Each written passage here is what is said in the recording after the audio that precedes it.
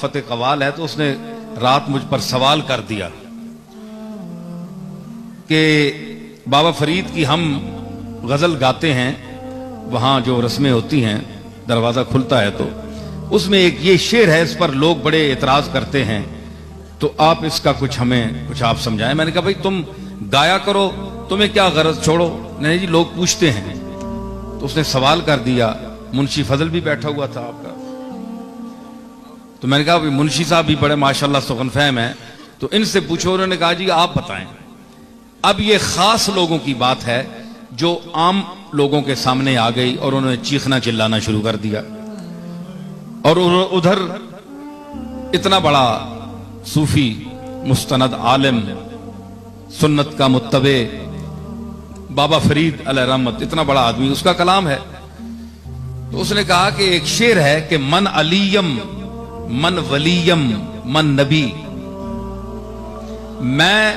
علی ہوں، میں ولی ہوں اور میں نبی ہوں، جم نام رستم نیم بہمن نیم، میں جم بھی نہیں ہوں، جامع جمشید جس کا مشہور تھا، رستم پہلوان جو گزرے ایک کافر تھا، یہ بھی جم بھی مشرک تھا، رستم نیم بہمن نیم، بہمن پہلوان بھی گزرا ایران کا بہت بڑا، تو یہ سب مشرک تھے لیکن بادشاہ تھے، دولت مند تھے۔ تو یہ لف و نشر مرتب ہے۔ تو بابا فرید کہنا کیا چاہتے ہیں؟ اب اعتراض معترضین یہ اعتراض کرتے ہیں کہ وہ اب من کا معنی ہے میں، تو گویا بابا فرید صاحب یہ کہنا چاہتے ہیں کہ میں علی ہوں، میں ولی ہوں، میں نبی ہوں، حالانکہ نبی تو وہ نہیں ہے، علی بھی وہ نہیں ہے، چلو ولی ہو سکتے ہیں تو، لیکن ولی کے لیے بھی دوسرے لوگ کہتے ہیں، خود انسان اپنے آپ کو ولی نہیں کہتا۔ تو یہ آج کا باشعور آدمی بھی ایسی بات نہیں کرتا، بابا صاحب نے یہ بات کیوں کہی؟ تو میں نے اس کا جواب پیش کیا، جھوم گئے وہ بڑے لوگ۔ میں نے عرض کی بات یہ ہے کہ جو معترض ہے اس کو سمجھ نہیں آئی کہ فرید الدین کہاں سے بول رہا ہے۔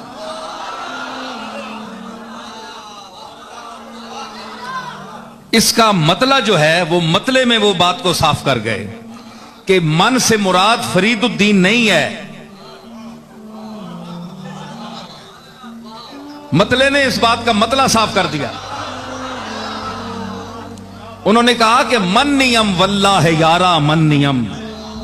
میں نہیں ہوں اے دوست میرے، واللہ اللہ کی قسم میں نہیں ہوں، سر سرم جان جانم تن نیم تن نیم، میں تو رازوں کا راز ہوں، جان در جان ہوں۔ میرا اعتبار جسمانی اعتبار سے نہ کرنا، میرے جسم کو دیکھ کر تم مغالطے میں نہ جانا، میرے جسم کو دیکھ کر کہ یہ فرید الدین بیٹھا ہوا ہے، یہ جسم تو فرید الدین کا ہے، اس پر نام فرید الدین کے لفظ کا اطلاق ہو رہا ہے لیکن اندر کچھ اور ہے۔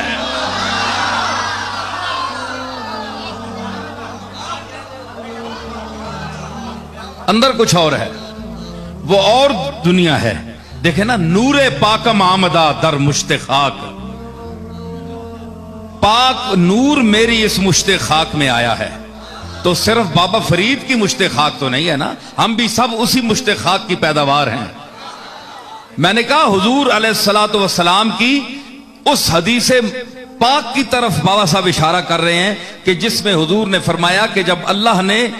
انسان کو پیدا کرنا چاہا اور آدم کی مٹی کو یعنی اس کو گوندنا چاہا تو جبریل کو حکم دیا کہ تو زمین سے جا کر ایک مٹھی بھر لا، تو یہ جبریل نے مٹھی بھری اور اس میں یہ سارا تخلیق کا نظام ہوا۔ اس مٹھی کی طرف بابا صاحب اشارہ کر رہے ہیں، اور صرف اپنے ہی طرف نہیں بلکہ پوری عالم انسانیت کو مخاطب کر رہے ہیں کہ نور پاکم آمدہ در مشت خاک، کور چشمہ را ولے روشن نیم، مجھ میں تو اللہ کا نور آیا ہوا ہے لیکن اندھوں کو یہ بات پتہ نہیں، جن کی آنکھیں ہیں وہ اس نور کو دیکھتی ہیں۔